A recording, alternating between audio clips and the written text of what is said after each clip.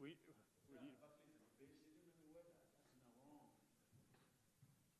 Can I wear it?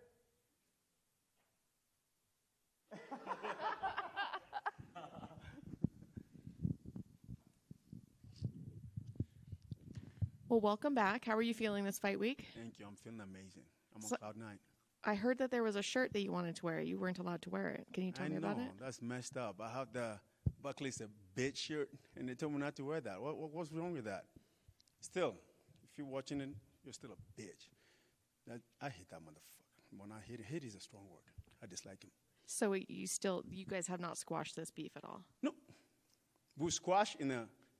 If I see him, of course, I'll say hi, but I still don't like his personality. Fuck. Well, Buckley aside, what are your thoughts on your opponent this week?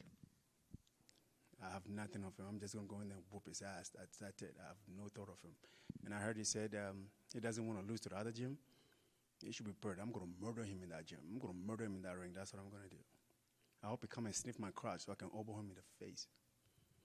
So have you guys run into each other anywhere in Denver? Because I've actually never met him, never seen him.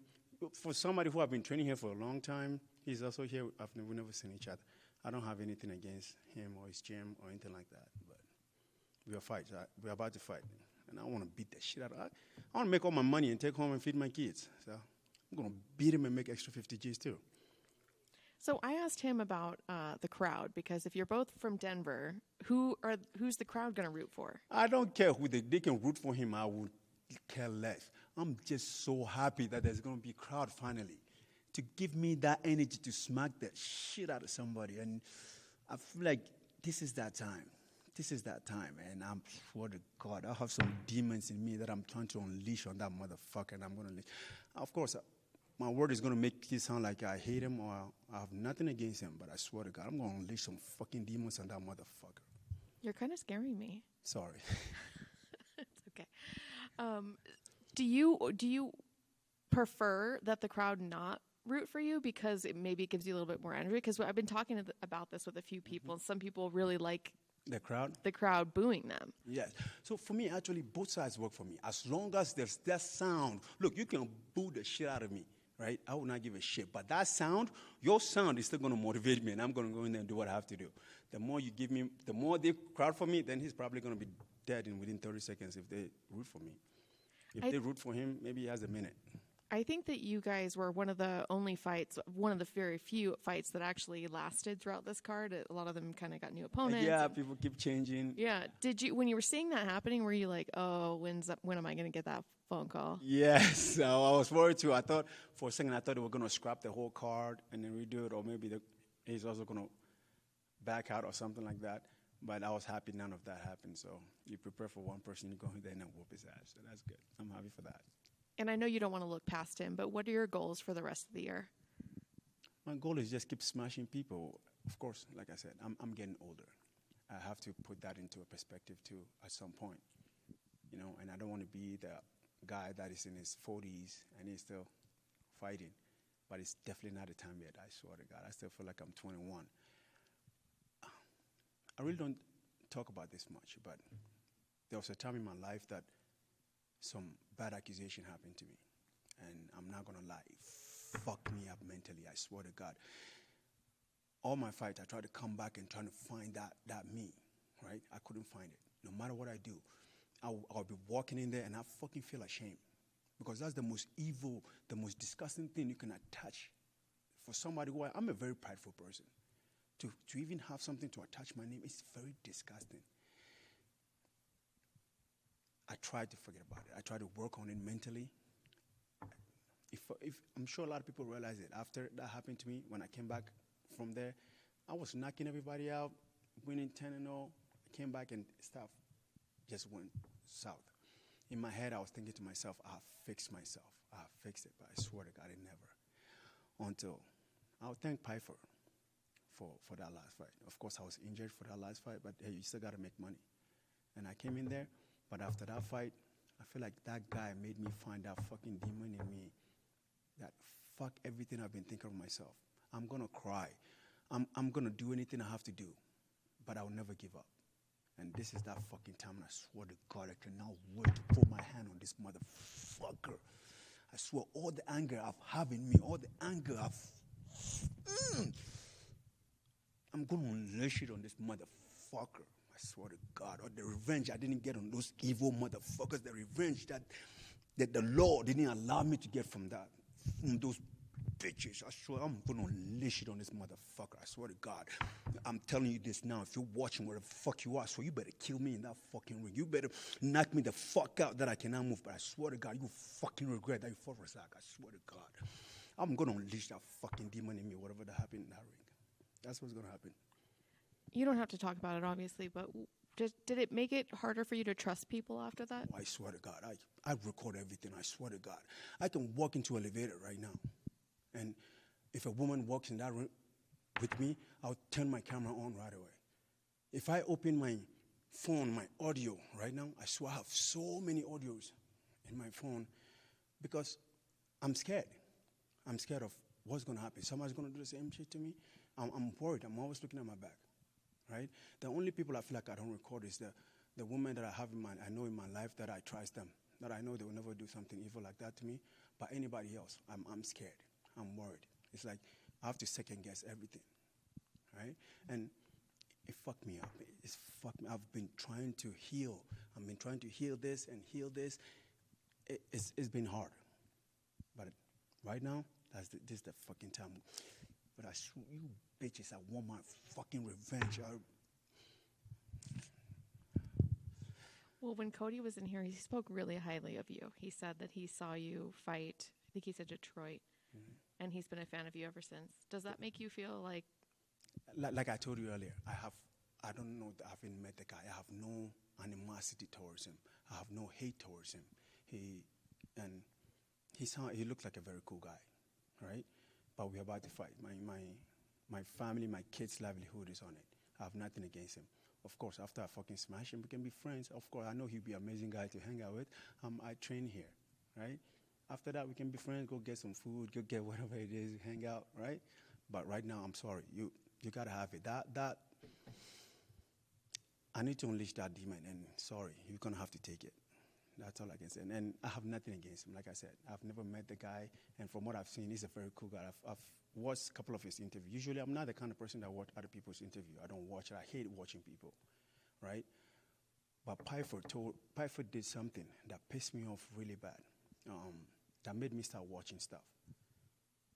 Pyford, when he saw me in the back, he's the most nicest guy, you know. Usually, when I see my opponent in the back, fuck you. After the fight, we can be friendly. But the guy was so friendly that it was hard to even hate the guy or to right?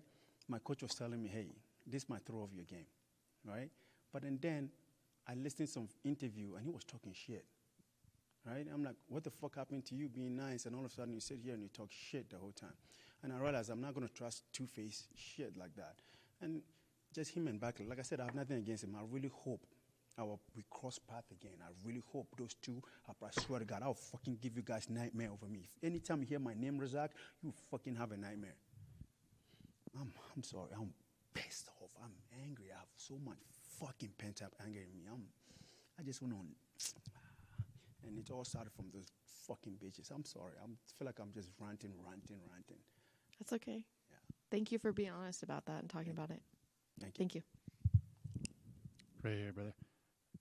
Do you realize that it's been almost 6 years since you've had the opportunity to fight in front of a crowd? I think it goes back to UFC 228, so that's got to be pretty crazy to get that experience back this weekend. I know. I swear that's what I'm looking forward to, that crowd. Either you booing me or either you cheering for me. I swear to God, I'm going to relish everything. I'm going to take everything in. I'm going to unleash everything inside me. There's not going to be any fucking regret when it comes to Razak. Since that shit happened to me, from all the mistakes that I've done, there's no fucking regret anymore. There's no looking back. And I really hope they give me that fucking energy I'm looking forward to go and fuck somebody up. On a lighter note, what was it like when your son judo taught? You know, you're very proud that your son is able to do something you teach your son, especially. I feel like my son has to train with me all the time. He doesn't have his siblings are not old enough for him to do, so I have to be a partner for him. But it felt amazing to know what I've done most of my life, I can pass it on to him. And then have you had the opportunity to train with the new gloves yet? Because there was kind of a thing going on when the new gloves introduced. We weren't seeing too many knockouts, and we were getting a little bit worried. But have you felt the new gloves? I have felt it. I actually kind of look small. I feel like if you hit somebody, they're gonna feel it very good. So I'm looking forward to try that and see how it is. Yeah. And then this is your division, so I've got to ask: do you have an opinion on the Dricus and Izzy debate that's kind of going on with the African champion? Again, I'm going to say this. Before I say this, I respect Dricus. I respect his the part of, say, he represents in Africa, right? I respect the things he's done in MMA. But he's a fucking bitch. He's a fucking asshole for that word that he used, right? If he's a fucking real African and he lived in Africa, he would have never used that fucking word. He's a fucking bitch ass to use that word. Because an African, right, if he raised the poor people in Africa the way I was raised, the way I grew up with, how I go days without food. I have to see my friends eating, and I'll be like, hey, bro, can you give me 1 teaspoon of your food so I can put in my mouth? That's how I'll survive for a few days until I can get money. So if we get the opportunity to leave that shithole, of course, I'm sorry, I'm not trying to call my country a shithole, but I'm poor. If I can go to America, right, or I can go to a different country to make a better life for myself, I'll fucking cut out of my leg to fucking go, right? If he's a true African, right, he would have understood that. That means he's living the comfortable life. His family had the money to feed him every day, so he didn't have to worry about leaving to go and make it. So for him to say he's the true African champion that lived there and he made it, he's a fucking bitch for saying that. I respect what he's done, but he's a bitch for that. Same for me. Cheers, brother. Razak. So it seems you're definitely carrying a lot of emotion and some demons coming into this matchup. Is there any chance that there is, dare I say, too much emotion, or there's the chance that might be a little bit draining or lead to an adrenaline dump of any sort? No, this is not that type of anger. This is not that side. I'm fucking excited. I'm excited. I'm ready. I feel like I put in everything. Even like I would jump a little bit and I feel like I'm jumping too high and I'm losing my own fucking balance. That's how much work I put in. That's how much confidence I know I put in to come into this fight. And not just that. All my fights from the beginning, this is the anger that carried me into that. This is the anger that makes me find myself in there. This is the anger that makes me go in there and fucking take people's head off. For me, I thrive on that kind of stuff, right? When I try to change or when I hear people say, hey, you fight too crazy, why don't you take your time, fight, that's not me. That's not fucking Razak. Razak goes in there and he fights like a fucking madman. That's me. That's the anger that drives me to fight like a madman. So when it comes to this, there's no fucking adrenaline dump for that. Speaking of that kind of madman philosophy in there, you have a ton of first-round finishes. Cody has a bunch of first-round finishes. Do you expect this to be a kind of kill or be killed sort of situation? Somebody's going to drop? Yeah, I hope so. That's the plan. I never go into a fight thinking, hey, the fight is going to last 3 rounds. If it lasts 3 rounds, good. If I knock you out in the first round, I still get the same payment. Why the fuck should I go in there and keep fighting for 15 minutes? Not happening. And I'm happy that he also likes to finish, but I'm going to fucking break him in that ring. This, like I said, I know myself. I know the way I fight. I've seen his fight. It's nowhere close to my level. Of course, he has a good wrestling, and he's going to try and shoot, and yes, we prepare for that too. And he's going to find that judo too, and I'm going to shove my elbow in his face. That's all that matters. Understandable. Being that you have some roots here in Denver, training a couple of different spots out here, how important is it for you to go out there and be a representation for your gyms, your training partners, and just some of the students that train at those same academies? I'm not trying to sound selfish right now, but I don't care about those. Usually I feel like when you start caring about what other people, I'm representing this other people, I'm representing you go far from your own self. You're not worried about what you're going to do. You're worried about what other people think, right? And like going back to the things that happened to me, of course, I know I would never do something that evil. May God kill me. I would rather die. I would rather, may God kill me even today, right now. As a Muslim, if God is listening to this, if I lie, may he kill me wherever I am, right? I will never take power away from somebody, restrain somebody to do some evil shit like that, right? So it's, after that happened, I'm start thinking, what is somebody thinking of me? Like right now, so now, what is he thinking of me? He probably think I'm being guilty. I did that shit. He think I'm guilty. I did that. They think I'm guilty. And then the shame.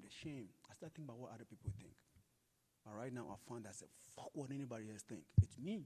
I'm going to be selfish for me. I'm going to be an asshole for me. If it doesn't benefit me, fuck everybody else. Of course, I love my teammates. I love everybody else. But I'm not fighting for them. I'm fighting for me and my family. So Well said. I'm going to represent me and my family when I'm in that ring. Thank you, Razak. Yeah, thank you. Sorry, sounds like today I'm just so much. I'm sorry. Thank you. Do you have the shirt here?